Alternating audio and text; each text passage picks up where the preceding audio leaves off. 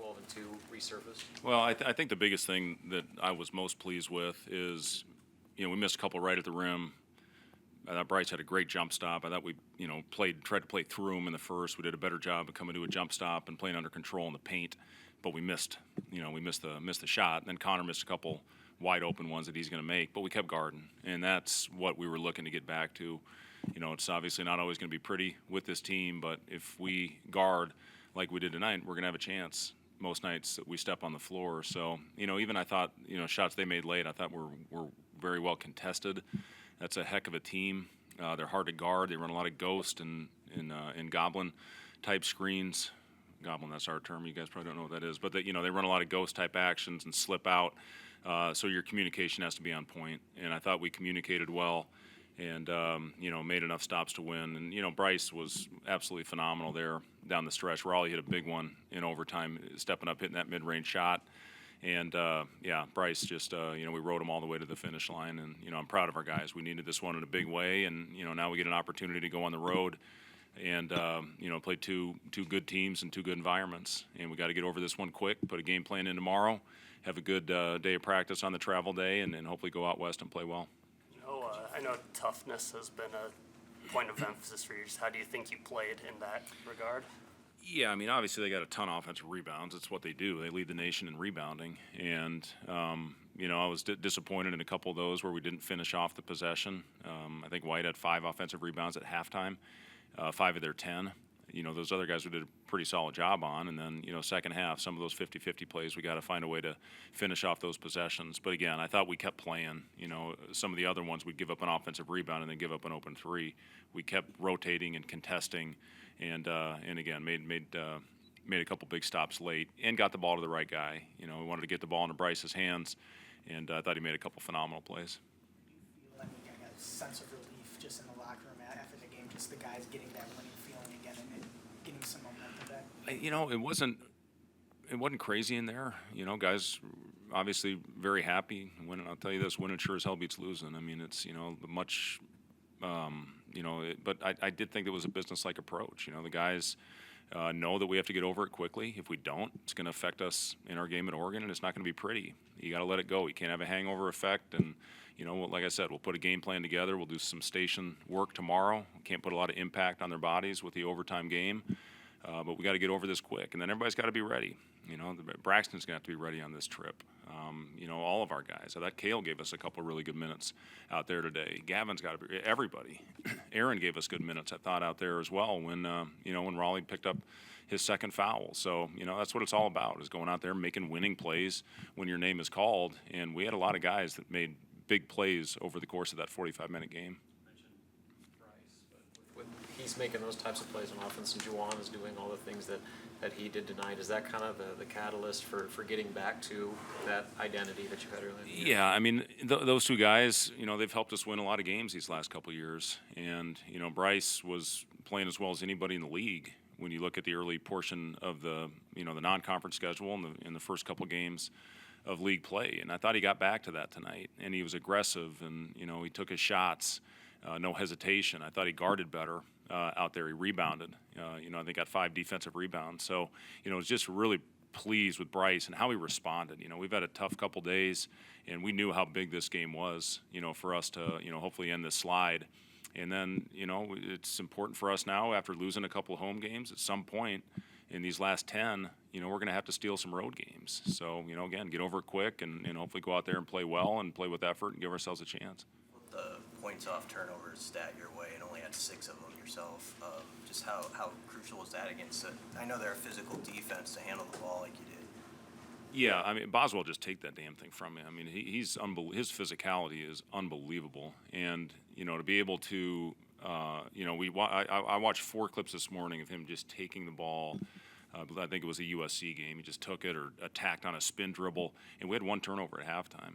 That's huge for us, especially when you're giving up second chance opportunities. For us to get turnovers, force turnovers, score off of them, and then limit those on the other end, that makes up for some of the offensive rebounds that they got, even out the possessions. And, it just, again, our guys had great activity. We talked about hands, and I thought we got a lot of deflections tonight. What was biggest factor in perimeter defense, just holding them to 10 for 42 from three? You know, the biggest thing is trying not to let him get downhill. And again, that's hard with this Illinois team. You know, that kid is an absolute wizard with the ball in his hands, and you know, pick and rolls and his size, and you know, finding guys in the paint and kick out, spray outs. But you know, you got to have spirited contests. But more than anything, you know, we had a lot of square coverages today when they were slipping out of those screens, and for the most part, we executed. We had a couple miscommunications, but for the most part, I thought we did a good job of that. About your point guards and the lead guards, because you kind of went through several different bodies there. How did you think that position played tonight? At the point you said? Yeah, I thought we were really solid with, you know, and everybody had a chance. Sam, you know, brought the ball up the floor for us, and we wanted to try to get Bryce in action. And, you know, I thought he handled the ball well for the most part. But, yeah, Raleigh, you know, I thought he ran the offense well. You know, they were daring him to shoot. I told him at halftime, you're going to have to step up and make one for us. He hit a big three, and then, again, made the big step up to get us, you know, get us our first basket in overtime. And, you know, Aaron at what, he had 4 assists, I think, is what I saw. So, yeah, I was very pleased with our lead guard play. You talk about the minutes Sam's giving you, and it just kind of feels like he's a second Juwan Gary out there that just does everything right in hustles. Yeah, only about 8 inches shorter, but yeah, he does. Sam gives us unbelievable effort. He's a guy that you know, dives on the floor. He sticks his nose in there if there's a scrum. A lot of times Sam's coming out with it. It was good to see him step up and make a three without hesitation. You know, they went under him and he rose up and knocked that down. That was great.